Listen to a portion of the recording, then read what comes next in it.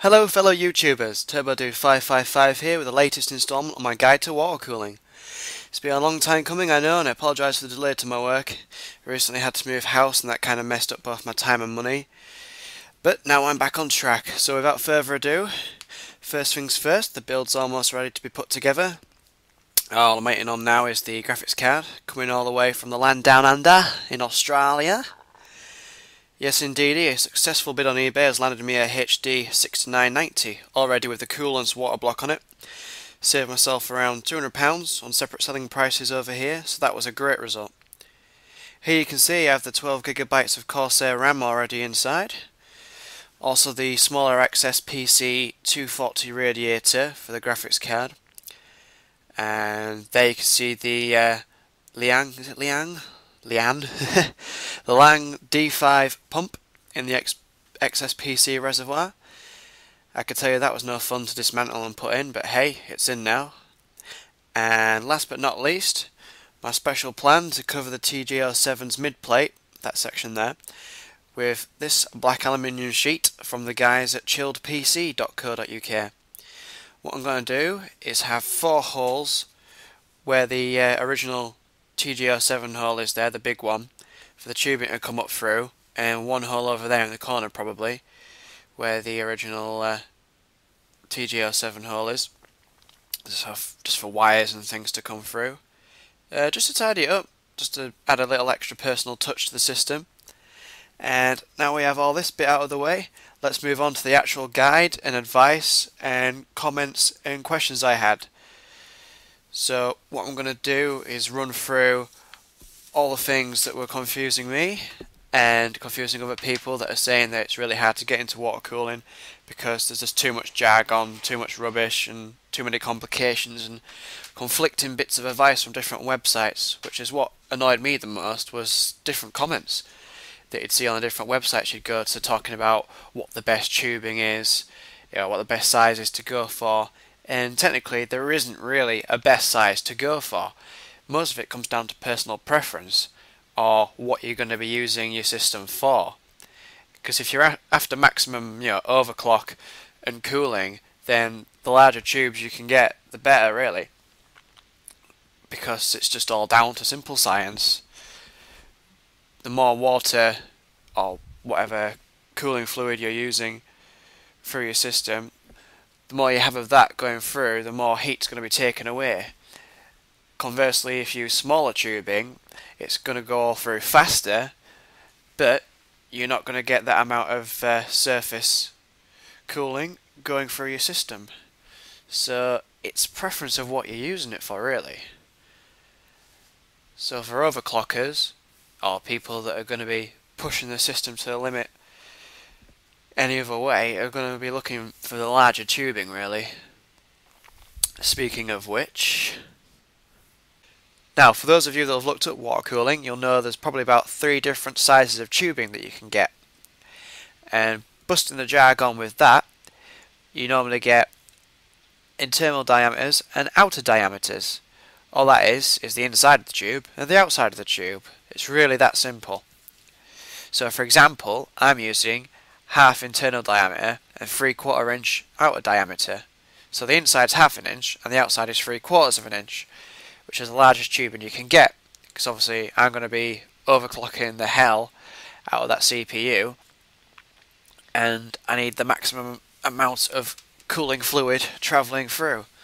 You can also get 7/16 of an inch internal diameter and 5/8 of an inch outer diameter. Also 3/8 of an inch internal diameter and 5/8 of an inch outer diameter. That's the smallest tubing you can get that I'm aware of. For those that are just trying to make the system quieter, those people that hate noisy fans and stuff, and are not looking to be overclocking so much, just looking for a quiet cooling option, will probably use the smaller tubing. For those of us that are overclocking stuff, you want to go for maximum size for maximum performance. Now, there's many different kinds of tubing that you can get. For example, you get your UV ones like I have, different colours, just different manufacturers. There's like glossy and unglossy, see-through, unsee-through.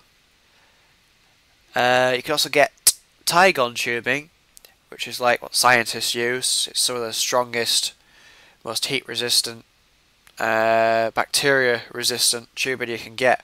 It's also very expensive.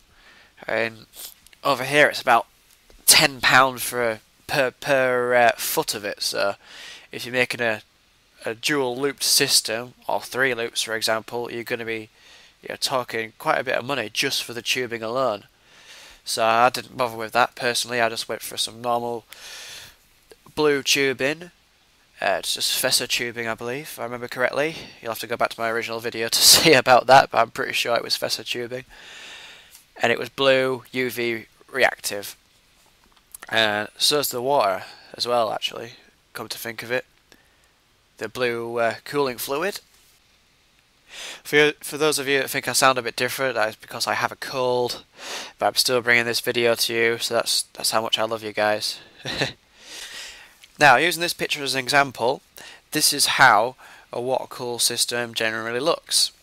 You have your fan and your radiator, which will usually go to your reservoir, then to your water pump, whatever that may be, and then to your water block, whatever that may be. And as you can see by the arrows, that's usually the fashion of which you'll have it flowing. I don't know if I'll be doing it exactly the same. You can sort of vary between that setup, but it's best to stick to something similar to this, because you want your hot water or hot cooling fluid going out of whatever you're cooling into your radiator, where it'll get cooled down by the fan as it travels through the copper fins, and then the cool water or fluid will go to the reservoir, wait there a while it's cool, just to add to the chance it gets to cool there after coming out of the radiator, which will then go to a pump, or if it's built into your reservoir, then you sort of miss that section out, to your pump, and then back into whatever you're cooling. That's just a simple example of a single loop. Obviously, if you're putting more things in there, you might have it go from your CPU to your graphics card, or from your graphics card to your CPU, and then back into your radiator. Or if you're using 2 loops, like I have, then you just have this system twice, basically. So, first thing on the agenda then, a radiator. Now, radiators come in many different sizes, normally named after the amount of fans that you can get on there. So, in this picture, for example, I think that's the same one I'm using, actually, looking at the picture. So that would be called a 480, even though you can have another 4 fans on the other side to make it 8. They tend to name them by the amount of fans you can have down one side. So if this was, which it probably is, set for 120mm fans, you'd have a 120 there, 120 there, 120 there, 120 there to make 480.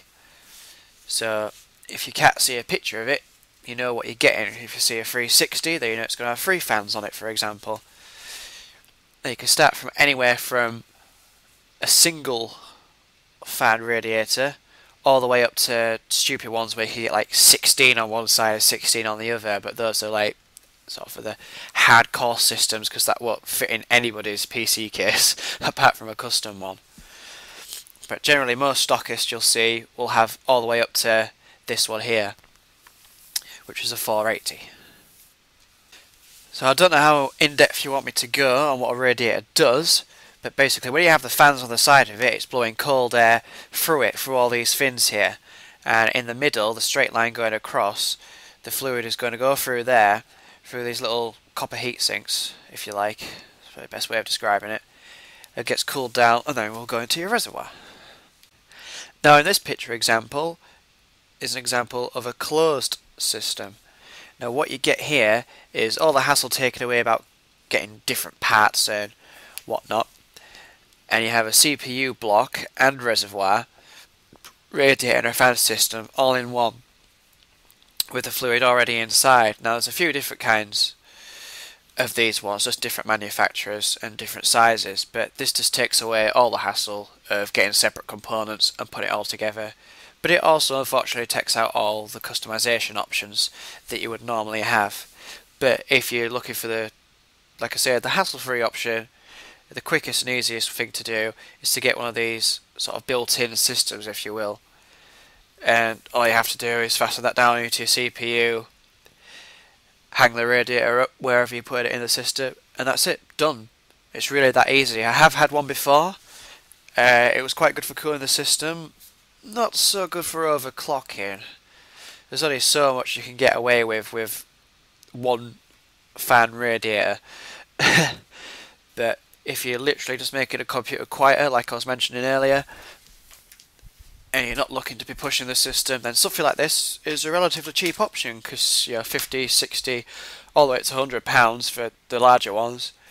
It's probably the cheapest option for water cooling. In this example, this is a picture of what they call a passive cooler. Now, these things, personally, I think, are hideous, because what you have here is a passive cooling system, which is a reservoir and cooler all in one, and then the CPU socket. And what it is basically just a big ass ugly tower that'll stand on top of your case or outside of your case somewhere, but requires no extra components to it. It's just, I don't know what you'd describe it as, really, to be honest. A bit like a water tower, really, because all it does is passively cools it. It'll just go in there and around there, it just literally just chills out and then comes back in again. I've had no videos on YouTube or much in the way of Googling to find out how good these things actually are, and at £280 a piece, I really can't say whether I'd recommend it or not, because I don't know what it's like. So you'd have a fan like this, for example, on each part of your radiator, down both sides as well if you wished, for maximum performance like I'm doing. Obviously the eagle-eyed buggers amongst you will have noticed that I actually have a fan missing on my large radiator. That's because where the power pack is, the fan would kind of conflict with that, so I had to remove that one. So I had a spare fan, and that went on the other radiator, so it wasn't a total loss, but I was expecting to be able to squeeze that in, but unfortunately not. The fan was literally right against the power supply, and that wasn't going to be much use really, so just removed it. I pulled this picture up, just an example with all the other barbs and fittings and different things you can get. Put this in as miscellaneous really, but it's something really useful for those of you that have got a small case and are thinking about moving into water cooling and thinking, well, I can't fit it in my case, so it's going to have to be outside my case. This useful little gizmo will let you use 1/4 inch barb fittings to pass through your tubing, so you can go from outside to inside without drilling any extra holes in anywhere. So that's really useful. I thought I'd just throw that in there as an example of how you can still have a water cooling system if you have a tiny case. This picture is just an example of some reservoirs that you can get. For example, there's a SwiftTech Micro. Those are quite small and would go somewhere inside your case or outside your case if you wanted to. Then you have the bay ones there, like the XSPC Dual one that I have. Well, not that exact one. I have the Dual 525-inch bay reservoir of the aluminium faceplate fronts. There's many different reservoirs you can get. Most of them are just aesthetically different. Some of them are large, some of them are small. It all depends on what you're wanting to do, how much space you have inside your case. Obviously, if you're overclocking like I am and you're needing maximum performance, you'd have the biggest reservoir you can get, so it's got more time to sit and chill out before it goes back into your CPU to cool it down. Now, all reservoirs, radiators, etc. all have the same attachment system these days, and that is a G 1/4 inch port. Now that jargon is just basically the ones there you can screw them in and then start your tubing. So anytime someone says anything about a G 1/4 inch port, that's all they're talking about, is the little screw-in barbs that allow you to attach your tubing. It just makes it all universal. Okay, and in this picture example, this is an example of the CPU blocks, GPU blocks, and chipset blocks. Chipset blocks being the motherboard, of course. Some people choose to cool a few things on the motherboard as well in the system, Again, this depends on what you're going to be using your water cooling for. If you have a motherboard that tends to get particularly hot because you're overclocking, then that's something you might want to look into. But for most people, we just stick to GPU and CPU blocks. These come in different sizes, shapes and colours and patterns and all that kind of thing. So a lot of it comes down to preference, price range, and what they're going to be used for. Obviously, if you're going for maximum performance, again, then you will want to spend a little bit of money and go for something like that Coolance HD 6990 water block there, as an example. I'm not just saying that because that's what I get, but that just happens to be in that picture. Now the thing with CPU and GPU blocks is you have to make sure you get the right one for the right job. If you're still using socket 775, then when you're looking up your CPU block, you have to make sure that you get one that's going to fit your CPU and the motherboard, as you're going to have problems when you try to connect them up. And that's the same story for graphics cards, because graphics cards can be reference design, i.e. the very original design, or if you go to one of the other manufacturers like Gigabyte or something along those lines, they might have a slightly different board, so you have to be very careful. Best thing to do, ring up the manufacturer and ask if a water block is going to fit on their device, because sometimes they change things from the original design and your water block may or may not fit, so it's best to check up before spending your pennies and pounds on the block. This picture example here is an example of some of the barbs, etc. that you can get. Now there's absolutely bloody hundreds of these different ones. Different sizes of course for different jobs, and different sizes for different tubing. Obviously all you have to do is match up the outer diameter of your barb with your tubing. So if you're like me and you've got 1/2 inch internal diameter tubing, then you want a 1/2 inch barb.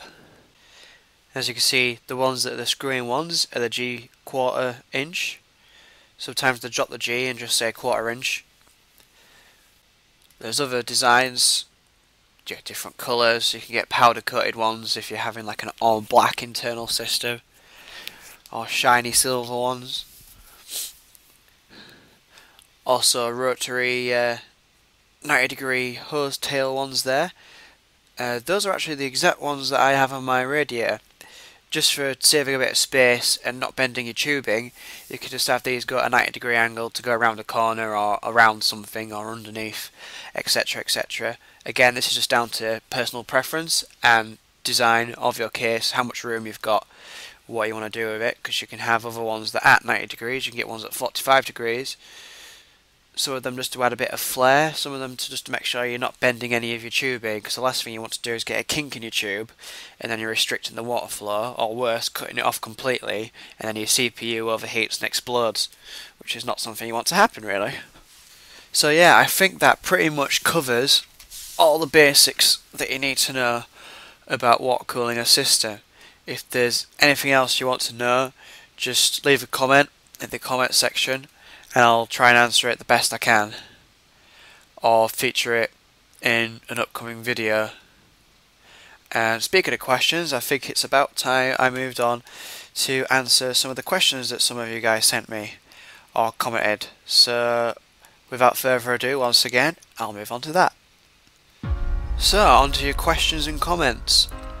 Well, the guy with the interesting name of Muff Muff version 2, or Muff Muff V2, says, great guide. Just great guide. He didn't really have a lot to say. Well, thanks for that, Muff Muff. I'm glad you're enjoying it. Stay tuned for all the rest of the videos. Somebody else asked me, when's your next guide up? Now, you're watching it. Annie Mangaro 4 says, nice, looking forward to the build. Thanks very much. I'm glad you're enjoying it as much as I am. And someone also with the interesting name of Kokfa, that's a K-O-K-F-A-H, Kokfa, says, this review pretty much about your computer, not water cooling. I don't know why I'm doing an Asian accent on that, it's just how he's writing it. Because, that's B-C-O-S, because, most of the time, ... you are talking about your PC. My answer to that is, well, you're already watching the first clip, the first video, which is about all my parts arriving. That's before the guidey bit has even started. And I've always said, right at the start, that it's a guide for what I'm doing, not a guide for what everybody else should be doing. It's just, here's what I'm doing with my first water-cooled system. You know, follow me on my trials, tribulations and errors sort of guide. But I do appreciate the input nonetheless. There's also quite a few people, including JORZEH, saying, haha, those are not compression fittings, referred to the third video. Yes, it's long been established in the comment sections on that video that those compression fittings, inverted commas, that I got were not actually compression fittings, they were just normal barbs. But when I bought them online from the website that I bought them from, they were mislabeled. So that was their fault, not mine. I do apologise in the video for saying that they're compression fittings. I did add an annotation saying that they're not actually compression fittings. The 90-degree angle fittings that I have on my radiators are compression fittings. That's why they're so big, sort of bulbous on the end of them, because you put your tubing on and then you have a screw that will go onto your tubing and it crushes it onto the barb, hence why it's called a compression fitting. So yes, we've established that. It's not a compression fitting, I know, okay? Now leave me alone. Project Skynet says, I'm using Bits Power compression fittings, much better holding the tubes. Well, Project Skynet, Bits Power is just another company making barbs and compression fittings, and nothing extra special about their fittings. I mean, they're very expensive. They're more for eye candy than anything. You can get different coloured powder coated ones with little decals on them. So if you're trying to make a really snazzy looking system, then yeah, they are good. But when you can get the same barbs or fittings for less than half the price, I don't see the point. And my opinion on that is confirmed by Red Baron 14, who says fittings compromise a serious amount of cash, especially bit power. Which is true. They are really expensive, but like I say, if you're after eye candy and just making your system look awesome, then yeah, Bits Power do make some really nice pieces, but I just really don't see the point, to be honest. X-Fire HD, you didn't use the screw bits on the compression fittings, that's why they were losing grip. No, we've established that they're not compression fittings, but people still don't bother to read the comments, etc. and make a daft comment again. Animangaro4 again says, very nice, I wish I had the time and cash to go water cooled, but with school, ain't got the time. Yeah, I didn't have a lot of time as well, to be honest. It's taken me probably the best part of 6 months from when I first started the build and then started filming it to where I am now, so 6 months is a long time to be waiting to build a PC, but it's all worth it in the end because the results just speak for themselves and it's just a lot of fun putting it all together. It's just like, I don't know how you describe it. A lot of people do ask, like, what's the fascination with building computers yourself? But I mean, apart from the customization and the cheapness usually of building your own system than buying it in a shop, I think the thing for me is it's just like a really awesome jigsaw puzzle. Putting it all together and putting it how you want is probably the main attraction to it. That, and it's just fun, I guess. XX Vicious XX says, nice videos, I watched them all. I am actually going to be doing my first water cooler system tomorrow. Went with the XSPC Raza 750 kit, so feel free to come by and see how it turns out. I'm looking forward to seeing how yours will turn out as well. Thanks for that. I did actually, I went over and had a look at some of your videos, and yeah, those kits that you can buy all together are quite good, but I prefer customizing. But some people will just get £100 and then say, well, what am I going to get for this? And they'll see a kit where you can buy your reservoir, your CPU block, your tubing, sometimes some fans as well, all in a bundle. It's quite good, but I like to do it on myself. So each to their own on that one. War Edpath says, I am building a water-cooled system for the first time, and I was wondering how you configure your fans on your radiator. Which direction do you have the airflow on the radiator, i.e. sucking air out of the case through the radiator, or sucking it into the case through the radiator? To which my response was, both if you can spare the room. For example, I have fans either side of my radiators in a push-pull configuration for maximum performance. That's like my favourite quote, isn't it now? I will explain better in my next upload. To which he replied, what I mean is, do you have the air travel into the case or outwards? And in my case, both. Because I suck cool air in one side and then push the warmer air out of the other side, so it goes straight through the bottom of the case without rising up through it. Another reason to have that panel across the system. So there's literally no warm air in the case, or any warm air that does happen to stay in the case is going to be in the bottom and going to get pushed out through the side. So in theory it's going to be one cool PC in more ways than one. There's also some comments commenting on where I am from. Because Sark Ed Cage says he's English, North Yorkshire. Well done. You narrowed that down quite well. I'm sure you went through my profile to find that out, you stalker.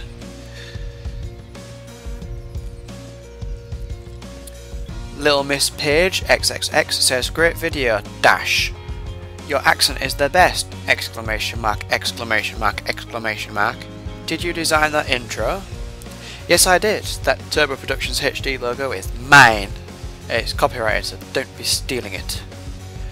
But I believe it was done with Bluff Titler, which you can get a free trial of online if you just Google it. It's a really good 3D modelling program slash mostly for titles things, but you can literally do anything you want with it pretty much. So it's no 3D Max, but it's a 3D system for titles. Somebody else commented on a bit of my guide about how to jumpstart a PSU, power supply unit. Red Baron 14 said, I'd not, in all caps, I assume it means plug it into power or switch it on until paperclip in place. Just me being cautious, I suppose. Well, no, when you're doing that, the best thing to do is make sure it's already in first before you switch it on. You don't want to switch it on and then put the paperclip in, because you will electrocute yourself. And I don't know how much power is in there when you're just jump starting it like that. If it's full power, then you do not want to be touching it or licking it or sticking your face anywhere near it. Sarge Cage says, thumbs up for the kettle. I'm assuming he's referring to the mini episode of my guide to water cooling where I had to move the kettle out of the way because I was filming in the kitchen. So yeah, thanks for the thumbs up for the kettle. Somebody whose comment has since disappeared says, I wrote it down somewhere because he seems to have deleted it, or YouTube deleted it. He said on my guide where I was flushing out a radiator, he said, this is a stupid guide, you never mentioned anything about using distilled water. And I'm not sure what he was referring to, because the guide had that section on flushing it out with distilled water. So if you just jumped into the middle of the guide and then not understood, then I don't know what to say to you apart from watch the videos in order from the start before watching it in reverse or whatever you seem to have done, fella. I apologise if you've misunderstood, but the best way to flush it out is by using tap water, or preferably using something that's not going to have any contaminants in it, which tap water may do. But each to their own. I've seen people hook up some hose pipe to a tap and then fasten it to the reservoir or radiator or whatever, and then they've rinsed it out for a couple of hours. So each to their own, everyone has their own different way of doing it, but I found the best way to do it was just hook up your reservoir and let that do the work for you. A couple of people messaged me asking when the next video is going to be up. That's now, because you're watching it. Or if you're not watching it, you should be, so go watch it. Somebody else has asked me how long it's taken to do. Like I say, it's about 6 months. A guy whose name is all numbers. Fair enough, mate, if you want your name as all numbers. I'm not going to read out all his numbers because it's a stupid long list of numbers. He says, what motherboard are you using? Well, guy with lots of numbers in your name, I'm using the P67A GD65, which is the MSI motherboard, which is for Sandy Bridge chips, which is what I'm using.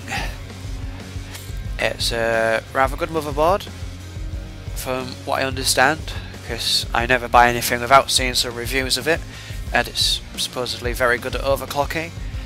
It's quite a sparse looking board as well. It's very neat. There's not a load of clutter on it. Most of the Sandy Bridges look like this because of how they've changed everything these days, but there's just a lot less clutter on it, which I quite like.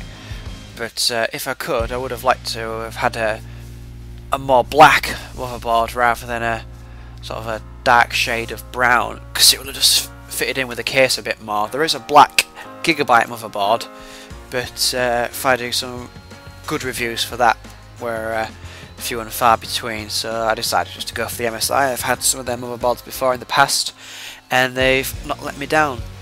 I also like Asus's motherboards, before anybody asks. Those tend to be my favourite. I used to have a Asus Rampage 3 back in the day, and that was a hell of a motherboard. Somebody else asks, am I going to be doing much modding? Well, not really. Apart from that panel, everything else is pretty much as is. I'm not drilling any extra holes or anything anywhere in the case. Just want to keep it as it is. Thanks. And that'll do for the questions for now. I might do some more questions in the next video, or some more answers rather to questions. And I hope this guide has been a bit more guidey for the people that were complaining that there wasn't much guide. So thanks very much for watching. Don't forget to subscribe, rate and or comment, or all three of those things. And I look forward to finishing the rest of this series out. Okay, thanks very much for watching and goodbye.